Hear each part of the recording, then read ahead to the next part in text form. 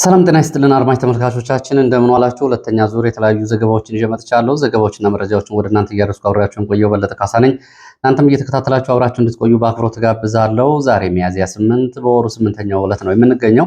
በዚህ ዕለት ከሰዓት በኋላ ያሉ አጫጭር መረጃዎችን ወደ እናንተ የማደርስ ይሆናል። እናንተም እየተከታተላችሁ እስከ መጨረሻው አብራችሁ እንድትቆዩ፣ ሀሳብ አስተያየት ቢኖራችሁ ጥቆማ ዜና@gmail.com ላይ እንደተለመደው አስተያየቶችና ጥቆማዎች እንድትልኩልኝ በአክብሮት ጠይቃለሁ። በርካቶቻችሁ ልካችሁልኛል።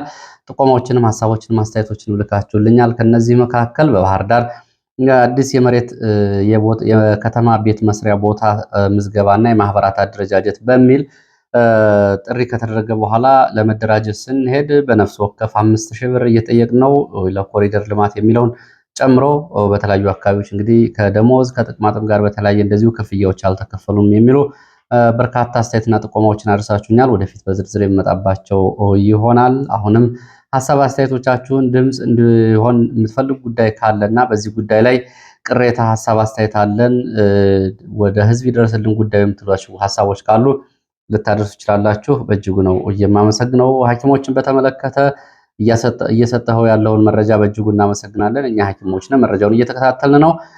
ስለ ሐኪሞች ስለ መምህራን እንደዚሁ ሚዲያዎች ትኩረት ሰጥታችሁ የሙያ ማህበራቶችን ያነጋግራችሁ ለመብትና ለጥቅሞቻቸው የሚያደርጉትን ትግል ትኩረት እንድትሰጡ በዚሁ አጋጣሚ እንጠይቃለን ብላችኋል።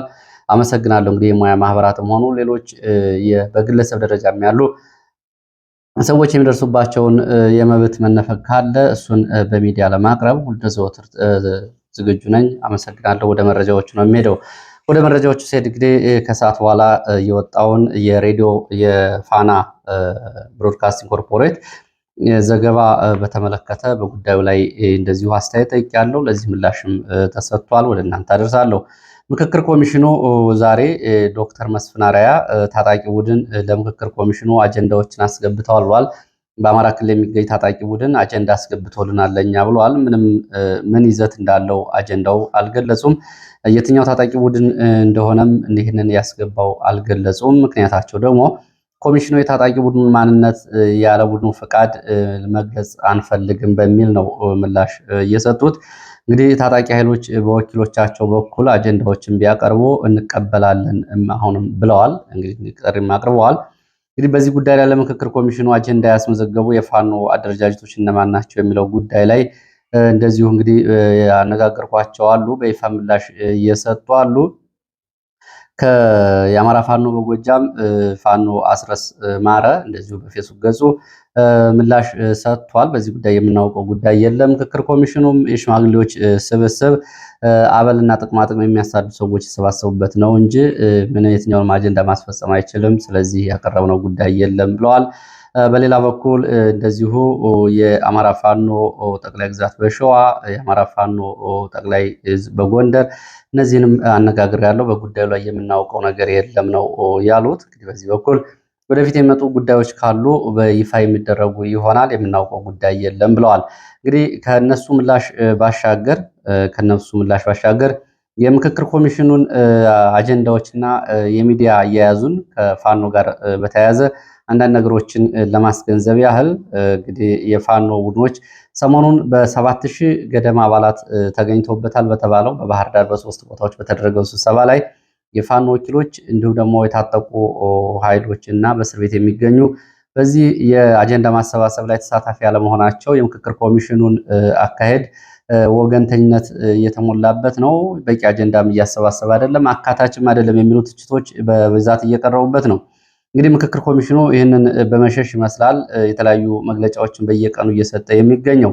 ምክክር ኮሚሽኑ የተፋለሱ መግለጫዎችን እየሰጠ ይገኛል። እንግዲህ በ7000 አባላት የተሳተፉበት የአጀንዳ ልየታ ያው እንግዲህ የታሰሩትና ጫካ ያሉ ባለድርሻዎች ሳይሳተፉ ውጤታማ አይሆንም የሚለው ትችት እንግዲህ ከፍተኛ ጫና እንዳሳረፈበት መገንዘብ ይቻላል። ትላንትና የኮሚሽኑ ኮሚሽነር ዶክተር ዮናስ አዳዬ ለአሃዱ ሬዲዮ በጫካ ያሉ የታጠቁ ኃይሎች አጀንዳ አላቀረቡም፣ ስለሆነም ላልተወሰነ ጊዜ የአጀንዳ መቀበል መርሃ ግብሩን አራዝመነዋል ማለታቸው ይታወሳል። እንግዲህ ትናንትን ከተናገሩ ከዚያ ቀደም ብሎ ደግሞ አስቸኳይ ተኩስ አቁም የክልሉ መንግስት እንዲያደርግ፣ የታሰሩት መፈታት አለባቸው፣ ይሄ የምክክር ኮሚሽኑ አጀንዳ የማሰባሰብ ስራዎችን ለመስራት እንደ ቅድመ ሁኔታ ይመለከተዋል በሚል ለአረጋ ከበደ ጥያቄ አቅርበው ነበረ። ሆኖም እንግዲህ አረጋ ከበደ መሆን ሌላው የሚመለከተው በዚህ በኩል ምላሽ ሳይሰጥ በቀጥታ በብልጽግና ግፊት ወደ አጀንዳ ማሰባሰብ ስራ ገቡ። አጀንዳ ማሰባሰብ ስራው እንግዲህ በብልጽግና አንዳንድ ቁልፍ ተግባር ተይዞ እየተሰራበት ያለው ነው። የብልጽግና ካድሬዎች በምልመላውም በማጓጓዙም በተለያዩ ጉዳዮችም ያላቸው ተሳትፎ የሚታወቅ ነው። ይሄ ጫና የፈጠረባቸው እንግዲህ ምክክር ኮሚሽኑ አጀንዳ ማሰባሰብ ባህር ዳር መጀመሪያ በተሳታፊዎች፣ ሁለተኛ ደግሞ ተጽዕኖ ፈጣሪ ሰዎች ባሏቸውና ሶስተኛ ደግሞ ባለድርሻ አካላት ባሏቸው 3 ቦታዎች ስብሰባ አድርገዋል። እንግዲህ በዚህ በኩል ያለውን ጫና እና አካታች አይደለም። የታሰሩ ሳይፈቱ ጫካ ያሉ ሳይሳተፉ አጀንዳ የሚቀርበው አጀንዳ ተቀባይነት የለውም የሚለውን ጉዳይ በመፍራት ይሆናል እንደዚህ ተለዋዋጭ ሀሳቦችን እየሰጡ ነው የሚገኙት። እንግዲህ ምክክር ኮሚሽኑ እስካሁን ድረስ ነፃና ገለልተኛ ሆኖ ራሱን ያሳየበት መንገድ የለም። ከድርድር ጉዳዮች አንዱ እንግዲህ የሽግግር መንግስት የሚል ጉዳይ ቢመጣ እንዳትቀበሉ በሚል የአብይ አህመድ ካሁን በፊት የቀረበለት ትዕዛዝ አለ። ከዛ በታች እንግዲህ ለመንግስት እናቀርባለን፣ መንግስት ለራሱ ሲል ችግሮቹን ይፈታል የሚል ምላሽ ነው እየሰጡ የሚገኙት። ይሄ እንግዲህ የቀረበው ጉዳይ ነው። በዚህ በኩል እንግዲህ እኔ ይህን አስተያየት ሳቀርብ ድርድር ወይም ደግሞ በምክክር ኮሚሽኑ እውነተኛ የሆነ ምክክር ኮሚሽኑ እንደ ደቡብ አፍሪካ፣ እንደ ካምቦዲያ እና እንደ ሌሎቹ ሀገራት በኢትዮጵያ ውስጥ ላለው አጠቃላይ የፖለቲካ ቀውስ መሰረታዊ መፍትሄ የሚያመጣ ቢሆን ሁሉም ህይወት ከሚያልፍበት ጦርነት ይልቅ ይህንን ቢመርጠው በጣም የተሻለ ነው የሚሆነው።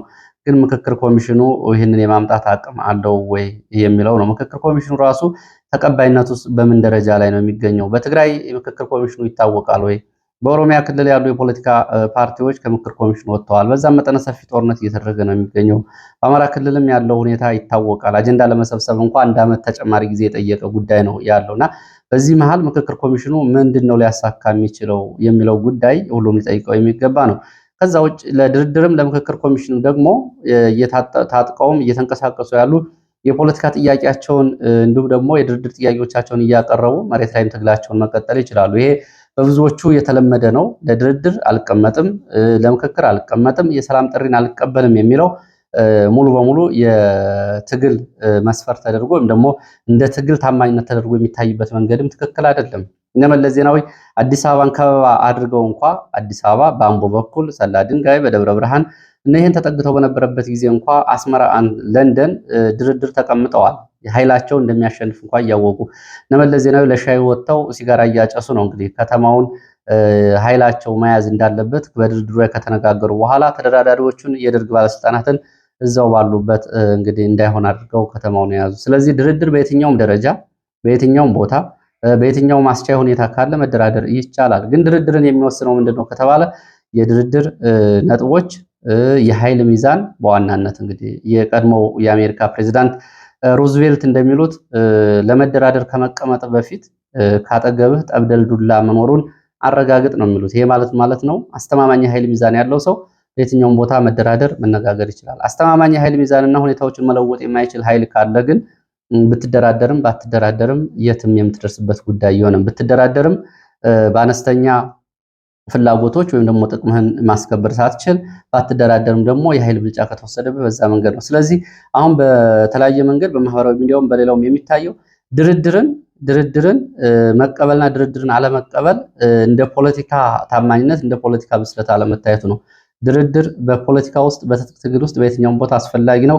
ግን በድርድር የምታተርፈውና የማታተርፈውን መለየት፣ መሬት ላይ ያለህን የኃይል ሚዛን መጠበቅ፣ እንዲሁም ደግሞ የጥያቄዎችን ቀይ መስመር መጠበቅና የድርድር ሁኔታዎችን ደግሞ ዓለም አቀፋዊነታቸውን መጠበቅ ነው አስፈላጊ የሚሆነው። ይሄ እንግዲህ እንደ ሚዲያ ያለ አስተያየት ነው። ወደ ሌሎች መረጃዎች እቀጥላለሁ። ወደ ሌሎች መረጃዎች ሲሄድ ወደ አዲስ አበባ የሚወስደን መረጃ ነው የማስከትለው። በአዲስ አበባ ከ3 ሳምንት በፊት እንግዲህ በኢትዮ ፎከስ የተዘገበ አንድ ጉዳይ ነበረ። ታስታውሱ ከሆነ ዛሬ ሪፖርተር በሮብ እትሙ ይዞት ወጥቷል በጉዳዩ ላይ። ይህ ምንድን ነው? በአዲስ አበባ በሁሉም ቦታ የሚገኙ የታክሲ ተራ አስከባሪዎች በሌሎች ወጣቶች ሊተኩ ነው የሚለው ጉዳይ ነው። አነጋጋሪ ጉዳይ ነው። እንግዲህ ይህ ጉዳይ ሪፖርተር ዛሬ በቂርቆስ ክፍለ ከተማና በንፋስ ስልክ ክፍለ ከተማ ተራ አስከባሪዎችን የታክሲ ተራ አስከባሪዎችን አነጋግሯል። በጉዳዩ ላይ እንግዲህ የሚመለከታቸውን የከተማ አስተዳደሩ ባለስልጣናትም እንደዚሁ አነጋግሯል። ሪፖርተር በጥቃቅንን አደራጅተናል በሚል ከየት መጡ ለማይባሉ ወጣቶች ስራውን ለማስረከብ እንቅስቃሴ እየተደረገ መሆኑን እንግዲህ በቂርቆስ ክፍለ ከተማና በንፋስ ስልክ ክፍለ ከተማ ለሪፖርተር አስተያየታቸውን ደግሞ ስጋታቸውን ያጋሩ የተራ አስከባሪዎች ይህን ተናግረዋል። በሰፈር ስራ የፈቱ እና የምናውቃቸው ታናናሾቻችን አሉ። እነሱን አይደለም የሚተኳቸው፣ ለማን ለመስጠት እንደሆነም ስራው ግልጽ ነው። የከተማ አስተዳደሩ ውስን ሀብት ነው ያለው በሚል ምላሽ የሚሰጡ ባለስልጣናት አሉ። ይህንን እያሉ በስራው ላይ የቆዩት ገንዘብ አፍርተዋል፣ ወደ ሌላ ስራ ይዛወሩ ነው እያሉ የሚገኙት ነው የሚለው ሪፖርተር። ይህንን ጉዳይ ተራ የሰራተኛ ማፈናቀል ተራ ጉዳይ አይደለም። ትልቅ እንግዲህ ከኦህደድ ብልጽግና ፕሮጀክቶች መካከል አንዱ የሆነው ነው። በአዲስ አበባ ላይ እንግዲህ የዲሞግራፊ እና የሲቪል ሰርቪስ ወይም ደግሞ ከዛ አለፍ ብሎ ደግሞ 60 በመቶውን አጠቃላይ የከተማውን የኢኮኖሚ፣ ማህበራዊ፣ ፖለቲካዊ እንቅስቃሴ መቆጣጠር አለብን የሚለው የሰሞኑ አጀንዳ ማሳያ ነው ይሄ ጉዳይ። ለማንኛውም ይህንን እያሉ ነው የሚገኙት። እንግዲህ እነዚህ ደግሞ ታክሲ ተራ አስከብረው የትኛውን ሀብት አፍርተውት ነው ወደየት ሊሸጋገሩ የሚችለው? ይሄ ሁሉም ህሊና ያለው ሰው ሊያዩ የሚችለው ነው። ከታክሲ ላይ እንግዲህ 1 ብር 2 ብር ተቀብለው ነው ወይ ሀብት አፍርተው አሁን ወደ መካከለኛ ኢንተርፕረነር ወይ ደግሞ ወደ መካከለኛ የስራ ፈጠራ ባለቤትነት የሚሸጋገሩት የሚለውን ሁሉም ሊመረምረው የሚገባ ነው። እንግዲህ በግዙፍ የሆኑ ፕሮጀክቶች ላይ እንኳን ገንዘብ የሚወስዱት ከመንግስት በተለያየ ጥቅማጥቅም የሚያገኙት እንኳን መኖር አቅቶናል በሚሉበት ሁኔታ በዝናብ በውርጭ በጠዋትም በፀሐይ ሌሊትም እየሰሩ የሚገኙ 1 ብር 2 ብር እየሰበሰቡ ያሉ የታክሲ ተራ አስከባሪዎች ሀብት አፍርተዋል፣ ወደ ሌላ ቢዝነስ ይሸጋግራሉ የሚል ምላሽ መስጠት ይሄ እውነት ለመናገር ታሪክም ይቅር የማይለው ሞራል የሌለው ምላሽ ነው የሚሆነው። በግልጽ መባል ካለበት እናንተ የአዲስ አበባ ከተማ ወጣቶች ስለሆናችሁ እኛ ሌላ የምንፈልገው የማህበረሰብ ክፍል አለ፣ ለእሱ ልናደርገው ነው። ስለዚህ ምንም ምክንያት አያስፈልገውም። ለጊዜው የኃይል ብልጫ አለን፣ የምንፈልገውን የመንግስት መዋቅር ተቆጣጥረናል፣ ስለዚህ በዚህ መንገድ እናደርገዋለን ብሎ መናገር ነው አንድ ነገር የሚሆነው። ይሄ ጉዳይ ሊመዘገብ የሚችል ማንም ሰው ሊይዘው የሚገባ ጉዳይ ነው። የከተማው የክህሎትና ስራ ቢሮ ተደራጅተው የሚመጡትን ወደ ትራንስፖርት ቢሮ እንልካለን ነው የሚለው። ትራንስፖርት ቢሮ ደግሞ የስራና ክህሎት ቢሮ አደራጅቶ የሚልካቸውን ወጣቶች እንዳለ እቀበላለሁ፣ በዚህ መንገድ አደራጃለሁ ነው የሚለው። ይሄ ነው እንግዲህ እየተሰጠ ያለው ምላሽ። እንግዲህ ከ2 ሳምንት በፊት በነበረው ዘገባ እሱን ለማስታወስ 10200 ተራ አስከባሪዎች ናቸው አሁን ከስራ ውጭ የሚደረጉት 10200 ተራ አስከባሪዎች፣ ታክሲ ተራ አስከባሪዎች። እነዚህ ደግሞ በ167 ማህበራት ውስጥ ታቅፈው ነው የሚገኙት። እነዚህ እንግዲህ 167 ማህበራትም አባላቶቻቸው ሲባረሩ ወይ ሌላ አባል ይተካባቸዋል፣ ካልሆነም ደግሞ ማህበራቱም አብረው እንግዲህ ከዚህ ጋር ይጠፋሉ ማለት ነው። ሌሎች ለሚደራጁት ይሰጣሉ ማለት ነው። ይሄ ደግሞ አዲስ አበባ ዲሞግራፊ እንግዲህ ዲሞግራፊውን 60% እንወስዳለን የሚለው የኦህደድ ብልጽግና ስምሪት እንደሆነ በግልጽ መታወቅ አለበት። ስርዓታችን እየጠበቅን የደህንነት ስራና የመረጃ ስራ እየሰራን ከተማውን እንቆጣጠራለን በሚል ኦህደድ እንግዲህ ከተለያዩ አካባቢዎች ያመጣቸው በደህንነት በመረጃ ስራ የሚረዱ የመረጃና የደህንነት ሰዎች ነው በዚህ የታክሲ ዘርፍ ለማሰማራት የተፈለገው።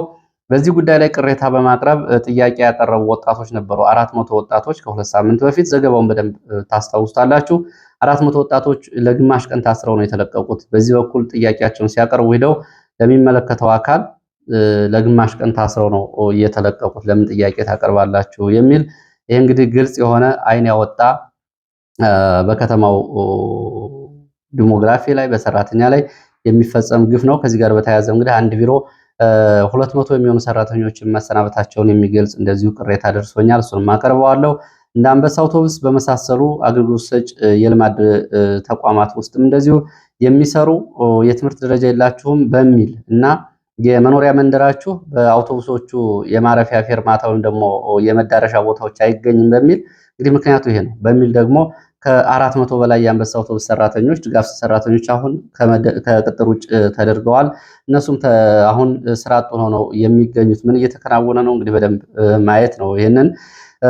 ሌላው መረጃችን ወደ ወልቃይት የሚወስደን ነው። ወልቃይት ዛሬ በዞኑ በተለያዩ አካባቢዎች ወታደራዊ ስልጠና ሲወስዱ የነበሩ አመራሮችን ጨምሮ ስልጠናውን አጠናቀው እንግዲህ ስልጠናውን በተመለከተ መግለጫ ሰጥተዋል።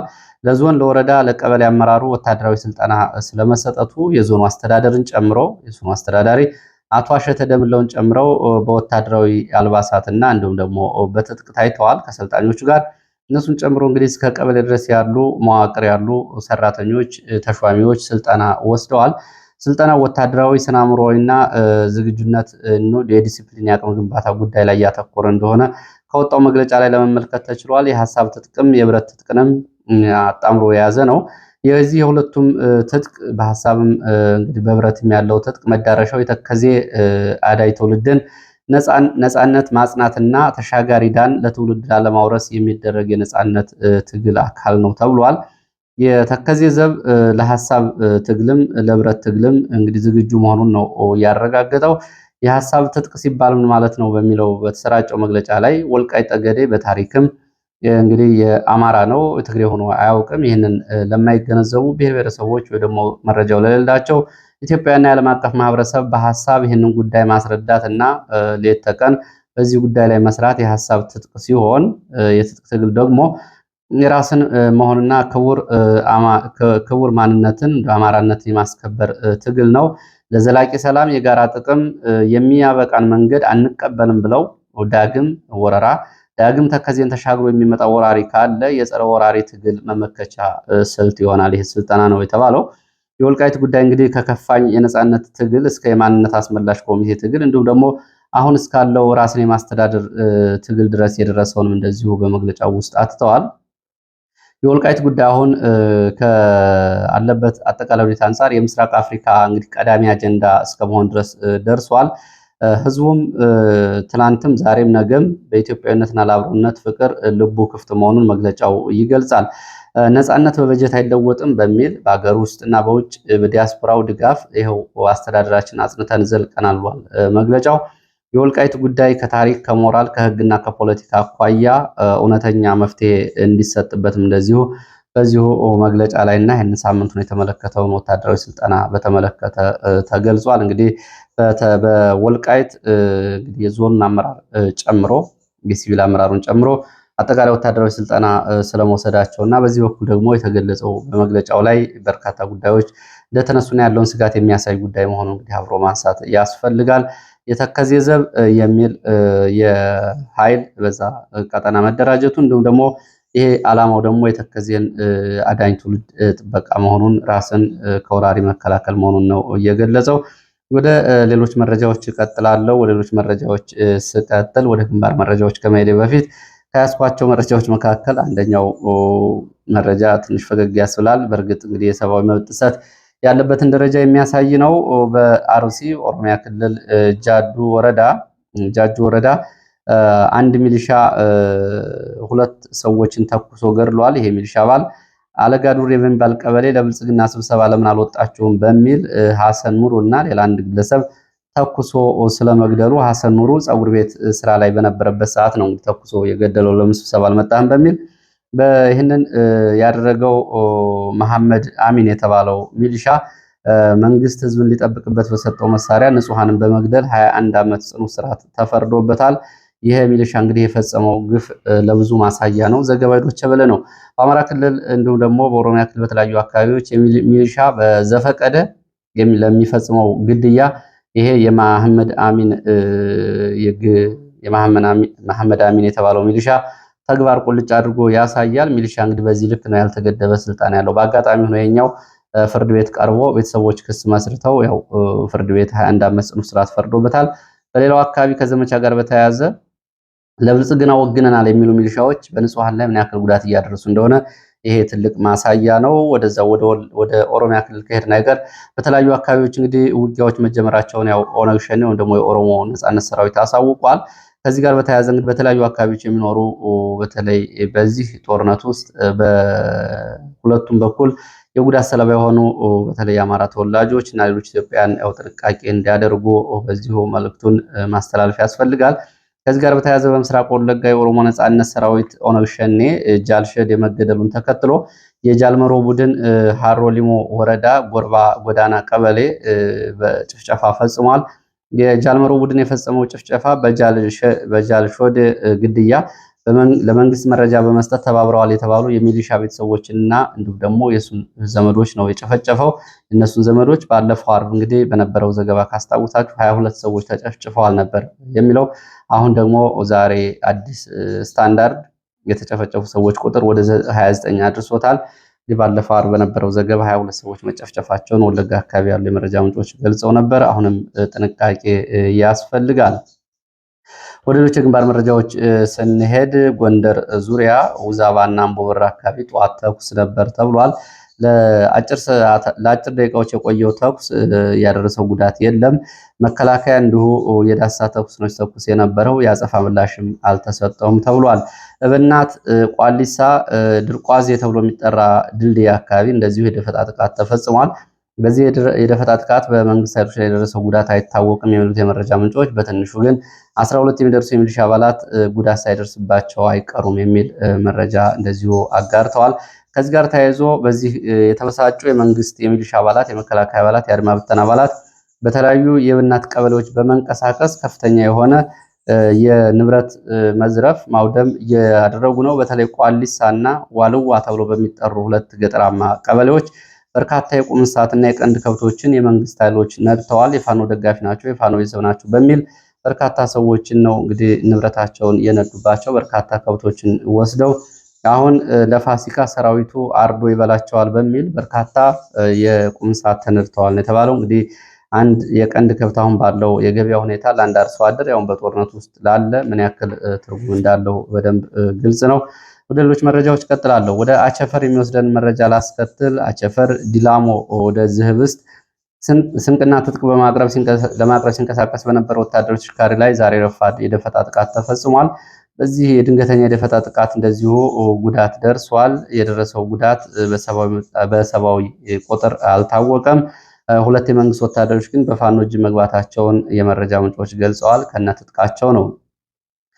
ወደ በዚሁ ቀጠና ከዱር ቤቴ ሊበን፣ ከሊበን ወደ ዝህብስት እንዲሁም ደግሞ ዲላሞ ወደ አራቱ አቅጣጫዎች ከፍተኛ ወታደራዊ እንቅስቃሴ አለ፣ ውጥረትም አለ ተብሏል። ወደ ቋራ ስንሄድ በቋራ እና መተማ አካባቢ በርካታ የአድማ ብተና አባላት የተለያዩ የፋኖ አደረጃጀቶችን መቀላቀላቸው ነው መረጃዎች የሚያሳዩት።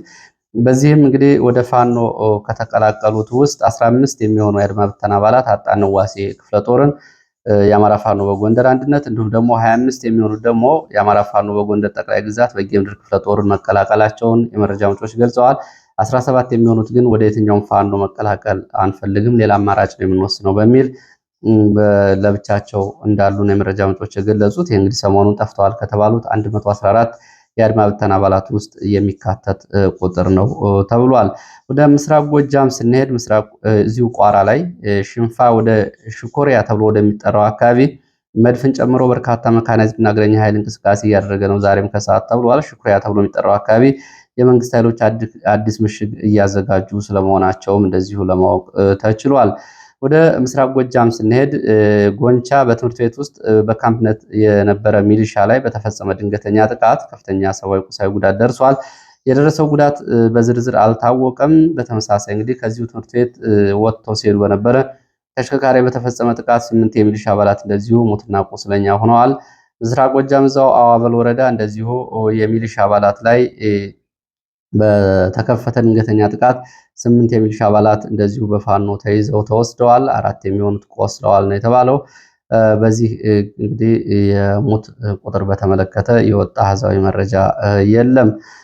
ከነዚህ መረጃዎች ወደ ሌላ መረጃ ስንሄድ ወደ ውጭ መረጃ ነው የምናገኘው። አሜሪካን የተመለከተ በአሜሪካ በተለያዩ ሀገራት የሚገኙ ኤምባሲዎቿን እና ቆንሲል ጽሕፈት ቤቶቿን ለመዝጋት መወሰኗን ነው በትላንትናው ዕለት የውጭ ጉዳይ መስሪያ ቤት የሰጠው መግለጫ የሚያመላክተው።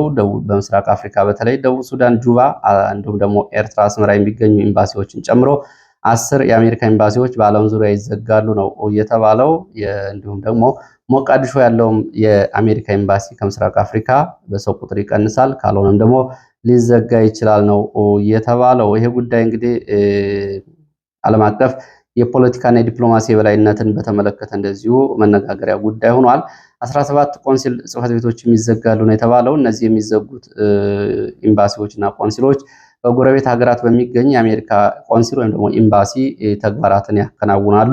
6ቱ የሚገኙት በአፍሪካ ነው ከሚዘጉት ኤምባሲዎች መካከል ተብሏል። ይህ እንግዲህ ወጪን ለመቀነስ ትራምፕ እየወሰዱት ካለው ፖሊሲ አንጻር የሚታይ እንደሆነ ነው የአሜሪካ የውጭ ጉዳይ መስሪያ ቤት የገለጸው። ይህንን በተመለከተ ዓለም አቀፍ ፖለቲካ ተንታኞች ደግሞ ይሄ አሜሪካን ሙሉ በሙሉ የዲፕሎማሲ የበላይነትን በዓለም አቀፍ ደረጃ የሚያሳጣትና ዓለምን የመቆጣጠር አቅሟን በእጅጉ የሚቀንስ ሲሆን ለቻይና ደግሞ አዲስ በር ይከፍትላታል። ቻይና ዓለምን ለመቆጣጠር ለምታደርገው ግስጋሴ የአሜሪካ የዲፕሎማሲ መኮማተርና መሰብሰብ ለቻይና አዲስ እድል ይፈጥራል ነው ያሉት። ለዚህ ሰዓት ያሰባሰብኳቸው መረጃዎች እነዚህ ናቸው። በሌላ ተመሳሳይ መርሃ ግብር እስከምንገናኝ መልካም ጊዜ